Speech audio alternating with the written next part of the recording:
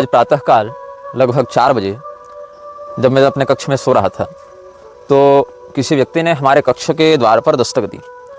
तो 1-2 बार तो मैं सुन नहीं पाया और कुछ देर के बाद जब मेरे नेत्र खुले, जब मुझे यह अनुभव हुआ कि कोई दरवाजे पर है, मैं बाहर निकला। मैंने दरवाज़ा खोला तो देखा कि कामाख्या में ही एक महानुभाव जो पाठ जपाती करते हैं, यहाँ के हैं तो नहीं किंतु साधना तपस्या के लिए यहीं पर प्रवास कर रहे हैं, वो दरवाजे पर थे प्रातःकाल 4 बजे। तो मैंने उनसे पूछा, भाई आप क्यों आए हैं? तो वो बड़े घबराए हुए थे, बेचैन उनका चेहरा दिख रहा था। वो हमारे कक्ष में आए, फिर हमारे साथ बैठे।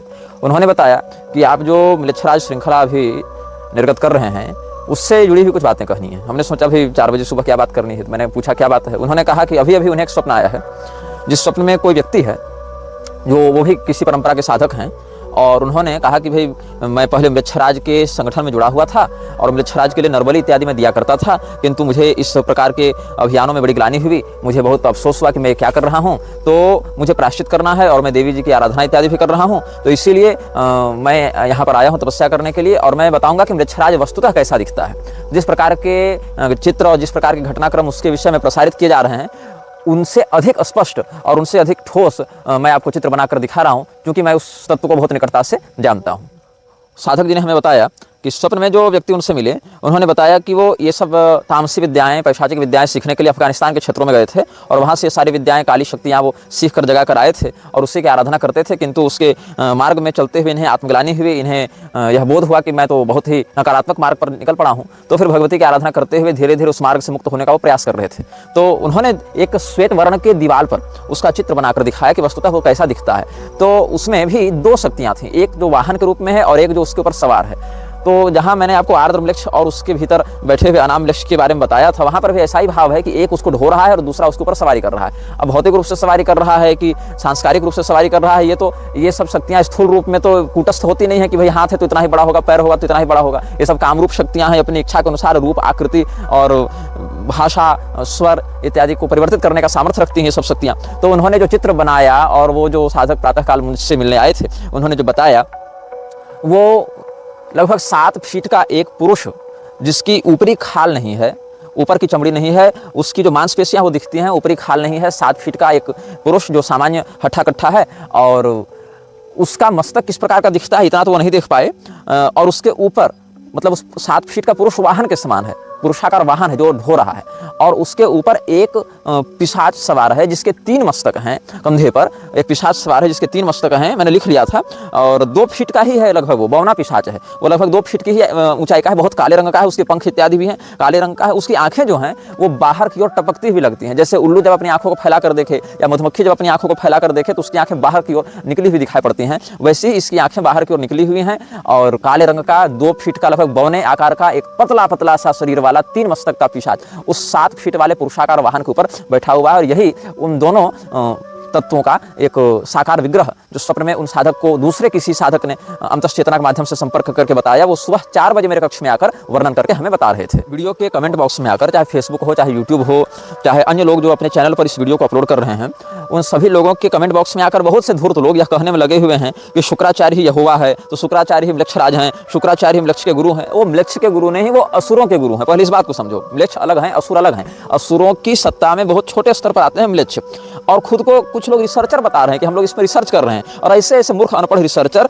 जो कि कहते हैं कि भविष्य पुराण का नाम तो 18 पुराणों में कहीं नहीं है। अरे मूर्ख, तुम देवी भागवती देख लेते, जहां भद्वयम शब्द आया है, जहां 18 पुराणों की बात है, वहां भद्वयम, भ नाम वाले 2 पुराण, भविष्य पुराण और भागवत पुराण, ऐसे समझा जाना चाहिए। मद्वयम भद्वयम च व्रतत्रयम व चतुष्टयम अनापलिंग पुष्कानि, ये जो वहाँ श्लोक है, यहाँ पर 18 पुराणों का संकेत है। वहाँ भद्वयम शब्द से भागवत और भविष्य इन दोनों पुराणों का संकेत किया गया है। और श्रीमद् भागवत आदि में भी देख लो, अन्यान्य पुराणों में भी देख लो। किस बात के रिसर्चर हो जी तुम, जो तुमको 18 पुराणों का नाम नहीं पता है? और जिसको 18 पुराणों का नाम नहीं पता है, संदर्भ नहीं पता है, वो सीधे सीधे किसी पुराण को प्रामाणिक या अप्रामाणिक कहने आया है। तो ऐसे ऐसे अनपढ़ लोग हिंदू धर्म में घुसे हैं ज्ञान देने, बहुत दयनीय स्थिति है। और हो भी क्यों नहीं, यहाँ तो ऐसे ऐसे मूर्ख महामंडलेश्वर और जगतगुरु बने हुए हैं जिनको नेताओं की चापलूसी और अपने महिमा मंडन से फुर्सत नहीं, लड़की नचाने से फुर्सत नहीं। ऐसे ऐसे लोग सन्यासी बने हुए हैं। और हिंदू भी धर्म के ज्ञान के लिए जाएगा कहाँ? तो इंटरनेट में जाएगा, और इंटरनेट में यही सब सारे लोगों ने कचड़ा भर रखा है।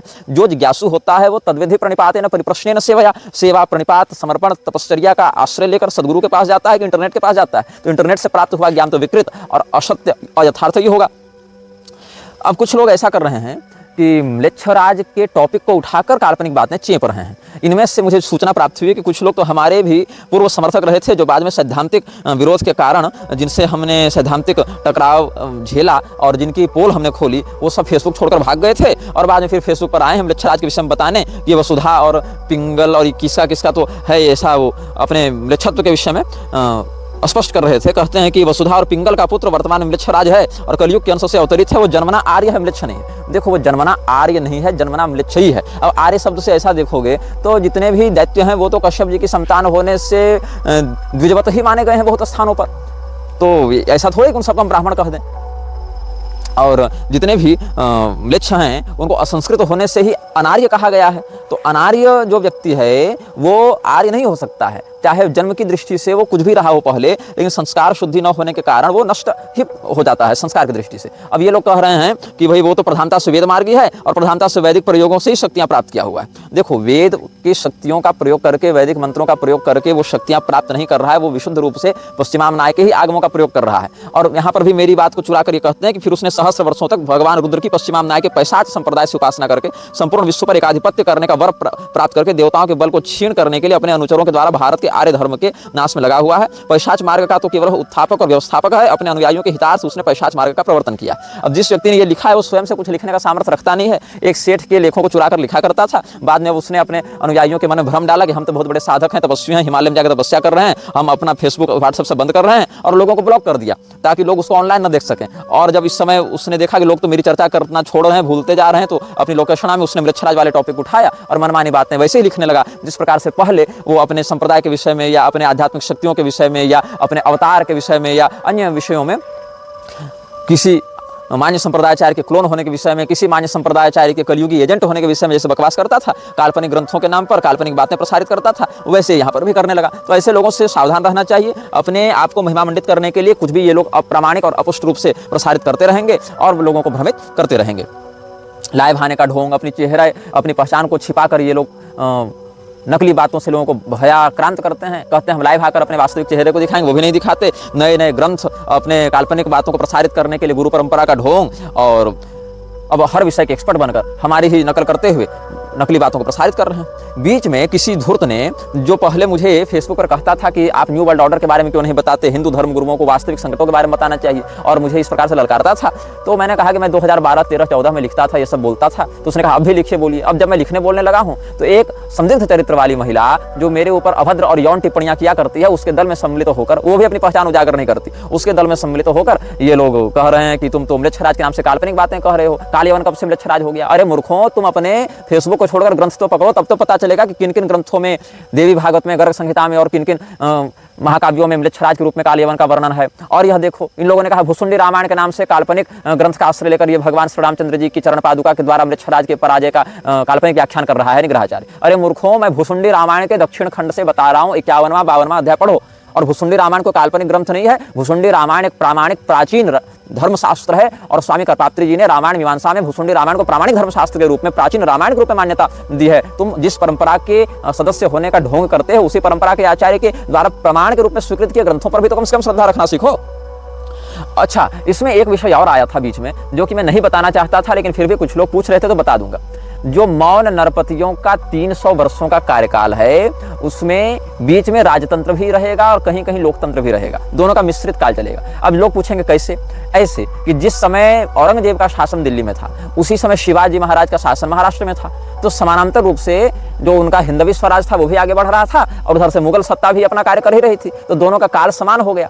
तो लोग कहेंगे कि तुम एक बात स्पष्ट करो कि उस समय शिवाजी का शासन था कि उस समय औरंगजेब का शासन था? शासन तो दोनों का था, अपने अपने क्षेत्रों में, समग्रता से तो दोनों का नहीं था, अपने अपने क्षेत्र में दोनों का विस्तार था, बीच बीच में भिड़ंत संघर्ष इत्यादि होते रहते थे, जहां जहां सीमा का टकराव होता था। वैसे ही एक राजतंत्र के पुरोधा महाराज देवकर्ण भी आएंगे। देवकर्ण के विषय में हमने मंदसौर की धर्मसभा में, या मुझे लग रहा है कि और भी अन्य स्थानों पर, खाचरोद इत्यादि की धर्मसभा में भी हमने संकेत किया था। तो देवकर्ण के विषय में भी हम आपको बता दें कि एक राजा देवकर्ण होंगे, और वो कब होंगे, कहाँ होंगे? तो आर्जिक नामक राजा के पुत्र देवकर्ण गंगोत्री वाले शिखर पर जाकर हिमालय में 12 वर्षों तक तपस्या करेंगे। तस्य पुत्रो देवकर्णो गंगोत्र गिरिमूर्धनि द्वादशाब्दम तपो घोरम तेपे राज विवृद्धये तदा भगवती गंगा तपसा तस्य धीमतः। स्वरूपम स्वेच्छया प्राप्य ब्रह्मलोकम जगामः कुबेरश्च तदागत्य दत्त्वा तस्मै महत्पदम आर्याणां मंडलीकं च तत्रैवान्तर्धीयत मंडलीको देवकर्णो बभूव राज्य जनपालकः षष्ट्यब्दं च कृतं राज्यं तेन राज्ञा महितले तदन्वयेष्ट भूपाश्च बभूवुर्देवपूजकाः द्विशताब्दं पदं कृत्वा स्वर्गलोकमुपाययुः एकादशश्च यो मौनः पन्नगारिरिति श्रुतः चत्वारिंशच्च वर्षाणि राज्यं कृत्वा प्रयत्नतः स्वर्गलोकं गतो राजा पन्नगैर्मरणं गतः एवं च मौन जातीय कृतं राज्यं महितले। यहाँ पर जो राजा आर्जिक हैं उनके पुत्र देवकर्ण का वर्णन भविष्य पुराण में प्राप्त होता है।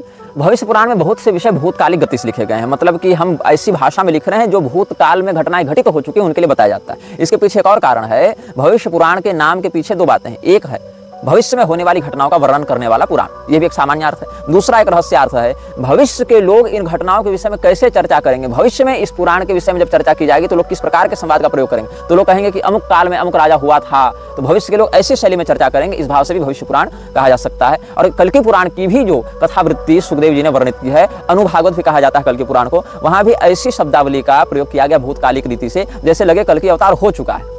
तो भगवान की कुछ लीलाएं भविष्य गति से, कुछ भूतकाल की गति से आचार्यों ने वर्णित की हैं, क्योंकि वो त्रिकालदर्शी होते हैं। तो जो व्यक्ति त्रिकालदर्शी होता है उसके लिए भूत भविष्य वर्तमान सब प्रत्यक्ष के ही समान प्रतीत होता है। तो हम बता रहे थे राजा देवकर्ण के विषय में।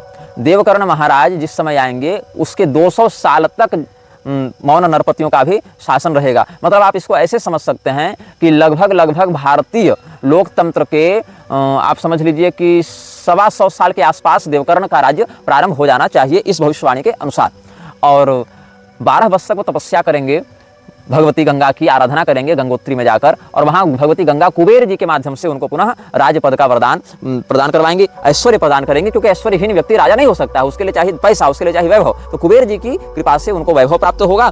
और कब तक ये राज्य करेंगे, तो इनकी 8 संततियां, मतलब 8 पीढ़ियां, इनके सीधे 8 पुत्र नहीं, इनकी 8 जनरेशंस, इनकी 8 पीढ़ियां भारत में 200 वर्षों तक राज्य करेंगी। तो 200 वर्षों तक जब ये लोग राज्य करेंगे तो अंतिम राजा का जो नाम होगा, ये जो स्वयं जो देवकर्ण होंगे उनका राज्य लगभग 60 वर्षों तक चलेगा। और फिर 200 वर्षों तक कुल इनका जो, ये भी मौन नरपतियों की ही श्रेणी में उसी कालखंड में आ जाएंगे। तो 11वां जो होगा इनके मौन नरपतियों के पीढ़ी में, उसका नाम होगा पन्नगारी, और वो 40 वर्षों तक इस पृथ्वी का राज्य भोगेगा, इस भारत भूमि का राज्य भोगेगा। और उसके बाद सर्पों के द्वारा उसको मृत्यु प्राप्त होगी, पन्नगैर मरणम गतः। और यहाँ पर स्वर्गलोकम गतो राजा पन्नगैर मरणम गतः। और इस प्रकार से मौन नरपतियों का जो शासन समाप्त होगा, तब हम जो पिछले अनुभागों में आपको बता चुके थे अन्य राजाओं का वर्णन, जहाँ पर धर्मवर्मा, रामचंद्र इत्यादि नाम के कुछ राजा होंगे, और अंत में भूत नंदी होगा। तो भूत नंदी कब आएगा, जब 2264 विक्रम संवत होगा। अभी 2081 समाप्त होने वाला है। 2264 विक्रम संवत में भूत नंदी राजा बनेगा जो 50 साल राज्य करेगा।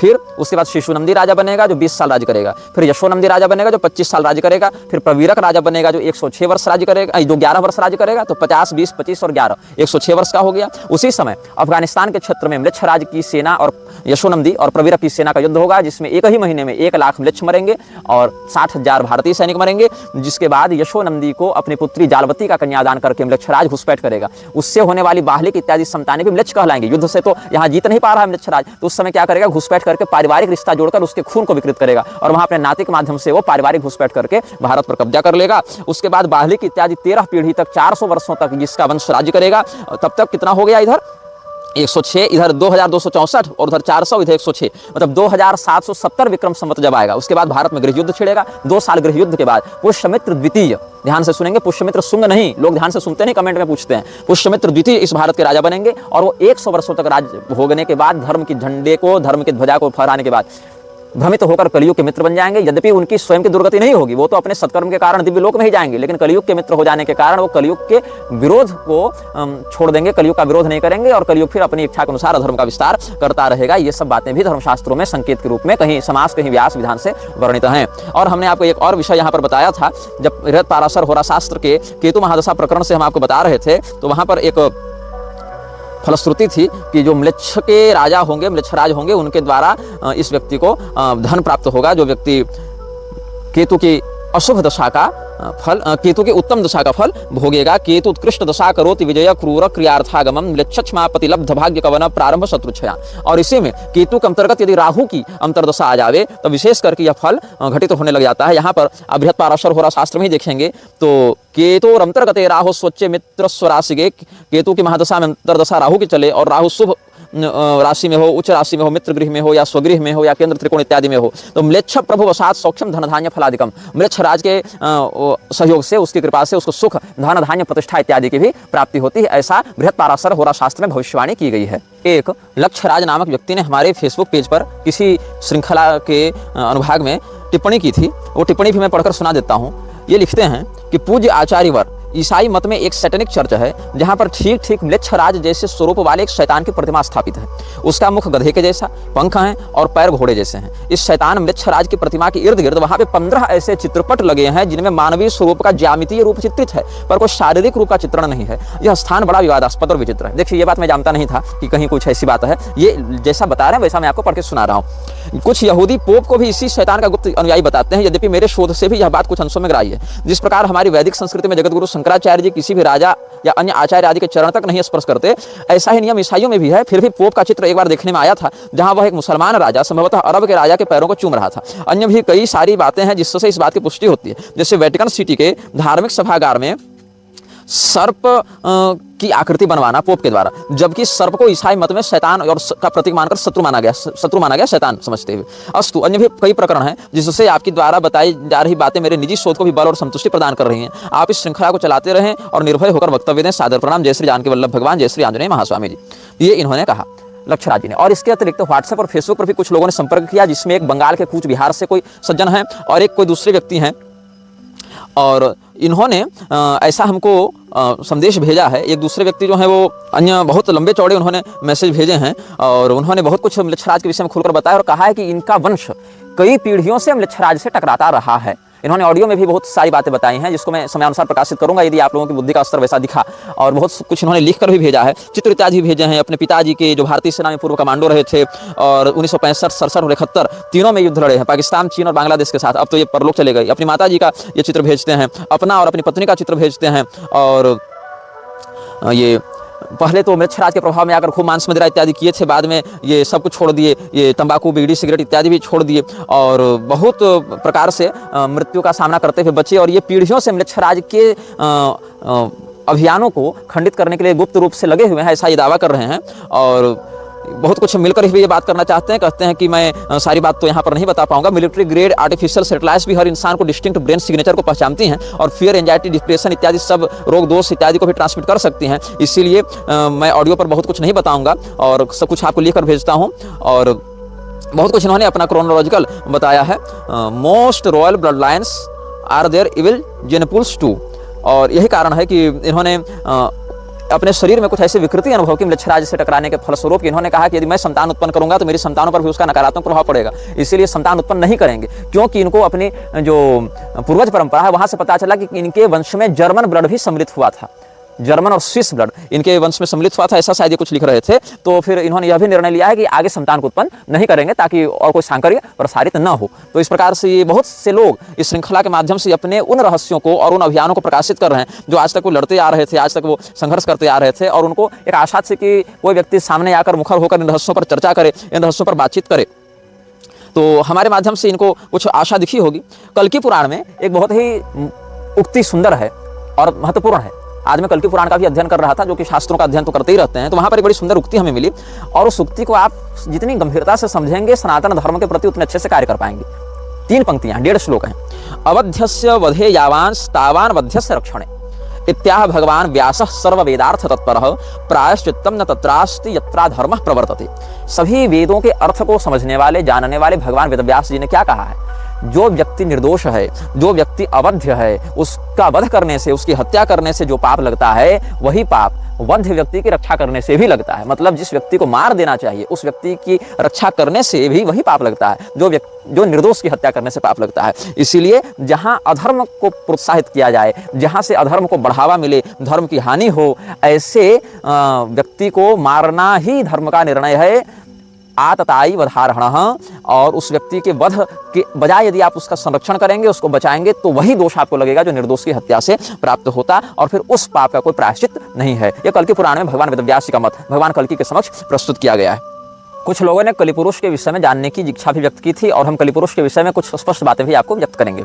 केवल कलिपुरुष नहीं, उसके पूरे खानदान के विषय में बताएंगे और ये बिल्कुल प्रामाणिक बात आपके समक्ष हम कह रहे हैं। देखिए, अप्रामाणिक मैं कहता ही नहीं हूँ इन विषयों में। किसी विषय में भी मैं अप्रामाणिक बात कहने का पक्षधर नहीं हूँ, अप्रामाणिक बात सुनने का पक्षधर नहीं हूँ। बहुत से लोग यह कहते हैं कि तुम बहुत सारी फेसबुक आईडी, यूट्यूब आईडी बनाकर अपने समर्थन में कमेंट करते हो। ऐसा भी नहीं है। जो भी आईडी है वो मेरे वास्तविक नाम से प्रसारित होने वाली ही आईडी है, कोई दूसरी आईडी भी नहीं है। लेकिन लोग स्वयं जिस प्रकार के होते हैं, कपटी, छली, विश्वासघाती, सामने वाले को वैसा ही समझते हैं, क्योंकि सामने वाले के जीवन में भी कुछ सच्चाई और निर्भयता हो सकती है, इस प्रकार की कल्पना वो नहीं कर पाते। तो जो कल्कि पुराण का प्रथम अंश है, वहीं पर कलि पुरुष के विषय में बताया गया है। कलि पुरुष का उद्भव कैसे हुआ, कलि पुरुष के कुल खानदान में कौन लोग हैं। स चा धर्म इति ख्यातस्तस्य वंशानुकीर्तनात् श्रवणात् स्मरणात् लोकः सर्व पापैः प्रमुच्यते। इस कलि पुरुष के उद्भव की घटना को सुनने और स्मरण करने से भी व्यक्ति पाप से मुक्त हो जाता है। ये कल्कि पुराण में कहा गया है। क्यों हो जाता है? क्योंकि अगर आपको उसका स्रोत पता होगा, कारण पता होगा, तो निवारण भी पता होगा, आप उससे बचेंगे। इसीलिए रोग को जानने से व्यक्ति रोग मुक्त होता है, क्योंकि रोग की पहचान होगी तभी तो रोग की चिकित्सा कर पाएंगे। जो रोग की पहचान ही नहीं कर पाएगा वो तो अंदरूनी रोग बढ़ता जाएगा, मार डालेगा। इसीलिए ब्रह्मा जी ने प्रलय के अंत होने पर, मतलब जब नवीन सृष्टि करते हैं, तो अपनी पीठ की ओर से एक तामसी तत्व को उद्भूत करते हैं, जिसको कहते हैं अधर्म। अधर्म की पत्नी का क्या नाम है? अधर्मस्य प्रिया रम्या मिथ्या मार्जार लोचना तस्य पुत्रोति तेजस्वी दंभः परमकोपनः। जो अधर्म है उसकी पत्नी का नाम है मिथ्या। हर गलती, हर अधर्म की शुरुआत होती है झूठ से। और ये मिथ्या देवी कैसी दिखती है? ये मार्जार लोचना, इसकी आंखें बिल्ली की आंखों के समान दिखाई पड़ती हैं। और इसी से बहुत क्रोध करने वाले एक पुत्र की उत्पत्ति हुई, जिसको कहते हैं दंभ। और ये दंभ बड़ा तेजस्वी है, अच्छे अच्छे लोगों को अपने प्रभाव में ले लेता है, अपने वश में कर लेता है। और जो 15 लोग म्लेच्छराज के समूह में हैं, काउंसिल ऑफ 17 रूल्ड बाय 2। अच्छा, इसमें भी एक बात है कि कोई अंश है 2 किंग्स, शायद बाइबल में है या कहाँ है, वहाँ कोई व्यक्ति कमेंट करके बता रहे थे कि 2 किंग्स का जो 17वां है अनुच्छेद, 2 किंग्स का 17th, उसमें वो जो दोनों मृक्ष हैं उनके लिए बच्चों के बलिदान का वर्णन है, जो अग्निकुंड में बच्चों के बलि दे दिया करते थे ना, बाल वर्षिप इत्यादि भी बहुत से लोग कहते हैं। और हमने जो कहा था सीरियन सभ्यता वाले जो राजागण थे वो अपने पहले बच्चे का बलिदान कर देते थे अग्निकुंड में, वो सब बातें 2 किंग्स के 17th पैरा में वर्णित हैं। और वो कहे कि आपकी शब्दावली मिलती जुलती है काउंसिल ऑफ 17 रूल्ड बाय 2 से। तो जो 15 पार्षद हैं उनमें एक दंभ भी है। तो तस्य पुत्रोति तेजस्वी दंभः परमकोपनः। और इसी से एक पुत्री का भी जन्म हुआ, अधर्म और मिथ्या के माध्यम से एक पुत्री का जन्म हुआ, जिसको कहते हैं माया। ये माया ब्रह्म माया वाली नहीं है, महामाया वाली नहीं है। ये माया जो है वो बंधन कारिणी माया है, जो लोगों को भटकाने वाली माया है और लोगों को अधर्म की ओर आकर्षित करने वाली माया है। मतलब ये अज्ञानोद्भूता माया है। तो स मायायां भगिन्यां तु लोभम पुत्रम च कन्यकाम निकृतिम जनयामास तयोः क्रोधः सुतो भवत्। अब ये माया कौन है? ये माया तो दंभ की बहन है, लेकिन इसी दंभ ने अपनी बहन से संतान को उत्पन्न किया और उस संतान का नाम हुआ लोभ। और एक बेटी भी हुई जिसका नाम था निकृति। अब ये जो निकृति है और जो लोभ हैं, ये दोनों भी भाई बहन लगे आपस में, लेकिन इन दोनों ने आपस में संतान उत्पन्न कर लिया, मतलब पूरा खानदानी चौपट है।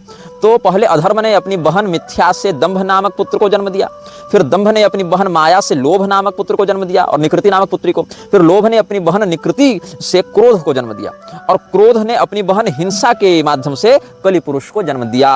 तो स हिंसायां भगिन्यां तु जनयामास तम कलिम वाम हस्तधृतोपस्थम तैलाभ्यंजान जनप्रभम काकोदरम करालास्यम लोलज्जिह्वम भयानकम पूतिगंधम द्यूत मध्यस्त्री सुवर्णकृताश्रयम। तो ये जो कलि पुरुष है उसके जो खानदान की बात है वो कैसे हुई? ब्रह्मा जी की पीठ से अधर्म और मिथ्या का जन्म हुआ। अधर्म और मिथ्या आपस में यद्यपि भाई बहन थे, किंतु उन्होंने दंभ नामक पुत्र को जन्म दिया और माया नामक पुत्री को जन्म दिया। फिर अपनी बहन माया से दंभ ने लोभ और निकृति को जन्म दिया, फिर लोभ ने अपनी बहन निकृति के माध्यम से क्रोध और हिंसा को जन्म दिया और क्रोध ने अपनी बहन हिंसा के माध्यम से कलि पुरुष को जन्म दिया। पुनः स्पष्ट करने के लिए हमने इस बात को दोबारा आपको बता दिया है। अब ये जो बुद्धि को, विवेक को नष्ट करके व्यक्ति को भ्रमित करने वाली उन्माद कारिणी जो शक्ति है, उसी को यहाँ माया शब्द से समझा जाना चाहिए। और उसी माया और अधर्म के पूरे ये वंशज हैं। और यह जो कलि पुरुष है उसका स्वरूप कैसा बताया गया कल के पुराण में? अपने बाएं हाथ में उपस्थ भाग को धारण करके। और वह उपस्थ कैसा है? तैलाभ्यक्ताम जनप्रभम, पूरा शरीर ही उपस्थ भी तो उसी का हिस्सा है। काले रंग के काजल से पूरा शरीर चुपड़ा हुआ है और उसके ऊपर तेल डाल दीजिए तो चमकीला काला हो जाएगा शरीर। मतलब काले रंग का काजल है और पूरा शरीर काजल के समान काला है, उसके ऊपर तेल डाल दीजिए तो चमकेगा, उस प्रकार का इसका शरीर है। और काकोदरम करालास्यम लोलज्जिह्वम भयानकम, इसका जो पेट है वह कौवे के समान दिखाई पड़ता है। करालास्यम, जो इसका मुख है बहुत विकराल है, इसकी जिह्वा बिल्कुल लपलपाती हुई है, भयानक है। और इसके शरीर से बहुत भीषण दुर्गंध आती है। जुआ, शराब, व्यभिचार और धन के मद, स्वर्ण आदि में इसका वास हो गया। और इस कलि पुरुष की बहन का नाम है दुरुक्ति, मतलब गाली। तो भगिन्याम तो दुरुक्त्याम स भयम पुत्रम च कन्यकाम मृत्युम स जनयामाश्च तयोश्च निरोयो भवत्। कलि पुरुष ने अपनी बहन दुरुक्ति के गर्भ से भयानक नामक पुत्र को जन्म दिया और मृत्यु नाम की पुत्री को जन्म दिया। और मृत्यु ने अपने भाई भय के वीर्य से निरय मतलब नरक के अधिष्ठाता पुत्र को जन्म दिया है। तो यातनायाम भगिन्याम तो लेभे पुत्रा युतायुतम इत्थम कलिकुले जाता बहवो धर्म निंदका। अब निरय ने भी अपनी बहन से ही बच्चा उत्पन्न किया, उसकी बहन का नाम था यातना।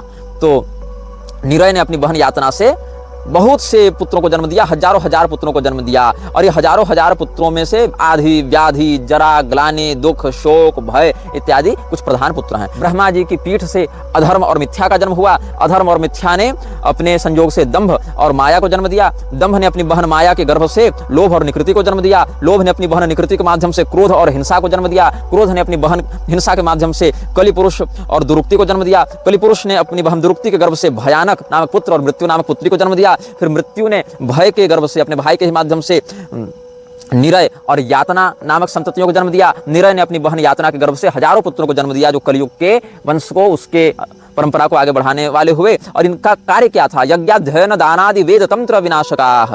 यज्ञ स्वाध्याय दान श्राद्ध वेद तंत्र इत्यादि धर्मशास्त्रों का विनाश करने वाले हुए।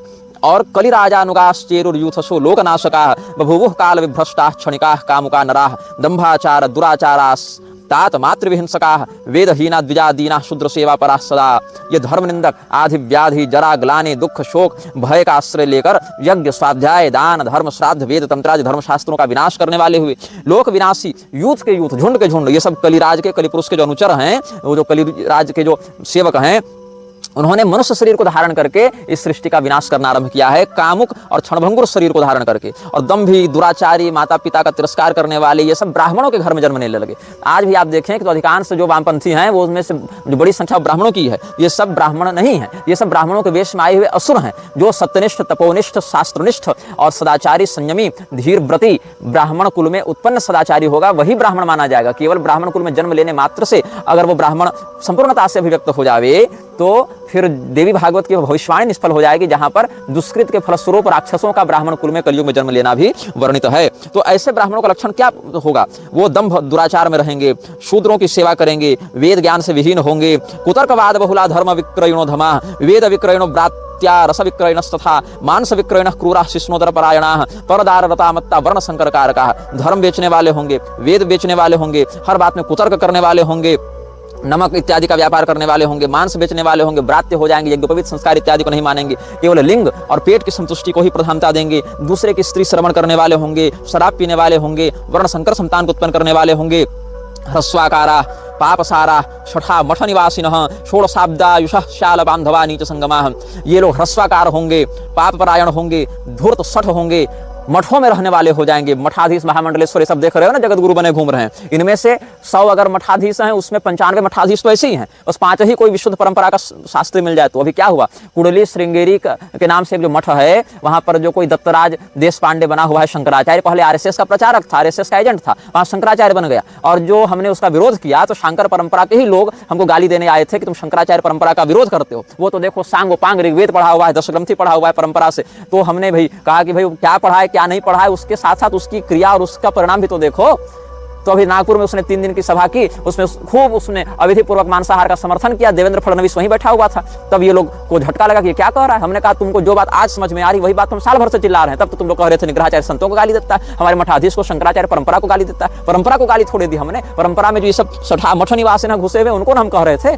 तो तुम लोग को सारी बात समझ में आती है, लेकिन जब तक समझ में आती है तब तक उसमें बीत चुका होता है, हमको तुम लोग पर्याप्त गाली दे चुके होते हो। तो विवाद कलह क्षुब्धा के शवेश विभूषणा कलौ कुलीना धनिनः पूज्या वा धूषिका द्विजा सन्यासिनो गृहासक्ता गृहस्थास्प विवेकिनः गुरु निंदा परा धर्म ध्वजनः साधु वंचकाः।